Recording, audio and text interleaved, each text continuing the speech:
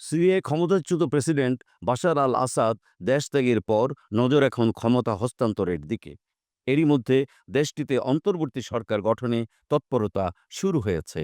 এই সরকারের প্রধানমন্ত্রী হিসেবে মোহাম্মদ আল বশিরকে বেছে নেওয়া হচ্ছে বলে গণমাধ্যমে খবর বেরিয়েছে। যদিও সিরিয়ার রাজনৈতিক ভবিষ্যৎ নিয়ে সংশয় রয়েছে অনেক বিশেষজ্ঞের। সিরিয়ায় ১৩ বছরের গৃহযুদ্ধের পর রোববার ক্ষমতাচ্যুত হন বাশার। মাত্র ১২ দিনের ঝড়ো অভিযানে দামেস্ক দখল করে নেয় বিদ্রোহী গোষ্ঠীগুলো। তাদের নেতৃত্বে ছিল হায়াত তাহরির আল শামস। সিরিয়ার ইদলিব প্রদেশে এইচটিএস পরিচালিত সিরিয়ান স্যালভেশন গভর্নমেন্টের প্রধানমন্ত্রী হিসেবে দায়িত্ব পালন করছেন প্রকৌশলী মোহাম্মদ আল বশির। আল জাজিরার খবরে বলা হয়, বাশার বিরোধীরা একটি ভিডিও প্রকাশ করেন। তাতে দেখা যায় আল বশির ও বাশার সরকারের প্রধানমন্ত্রী মোহাম্মদ আল জালালির সঙ্গে বৈঠক করছেন এইচটিএস-এর প্রধান আবু মোহাম্মদ আল জোলানি। এরপর আল আরাবিয়া টেলিভিশনকে আল জালালি বলেন, সিরিয়ান স্যালভেশন গভর্নমেন্টের কাছে ক্ষমতা হস্তান্তর করতে রাজি হয়েছেন তিনি।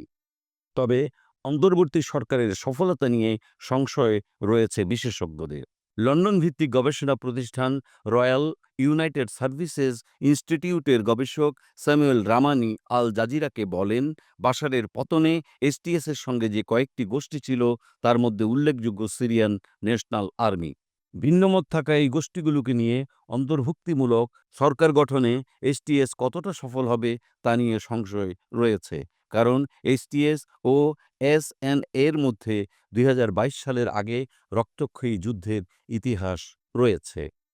সিরিয়ার ভবিষ্যৎ নিয়ে বেশ কয়েকটি প্রশ্ন তুলেছেন গবেষণা প্রতিষ্ঠান ইন্টারন্যাশনাল ক্রাইসিস গ্রুপের গবেষক লাহিব হিগাল। নিউ ইয়র্ক টাইমসকে তিনি বলেন, এটি পরিষ্কার নয় যে নতুন সরকার গঠনের পর তারা সিরিয়ার অন্য গোষ্ঠীগুলোর স্বার্থ রক্ষায় কীভাবে ভারসাম্য আনবে এবং কীভাবে সরকারি কর্মকর্তাদের বেতন ভাতা দেবে, কারণ রাষ্ট্র পরিচালনার ক্ষেত্রে এটি একটি গুরুত্বপূর্ণ কাজ। এমন পরিস্থিতিতে সিরিয়ায় ক্ষমতা হস্তান্তরের একটি পথরেখা দিয়েছে কাতারের রাজধানী দোহায় অবস্থান করা বাশার বিরোধী জোট সিরিয়ান ন্যাশনাল কোয়ালিশন। জোটের প্রধান হাদি আল বাহরা রয়টার্সকে বলেন, একটি অবাধ ও সুষ্ঠু নির্বাচনের জন্য ১৮ মাসের অন্তর্বর্তী সময় প্রয়োজন। এছাড়া ৬ মাসের মধ্যে একটি খসড়া সংবিধান প্রস্তুত করতে হবে।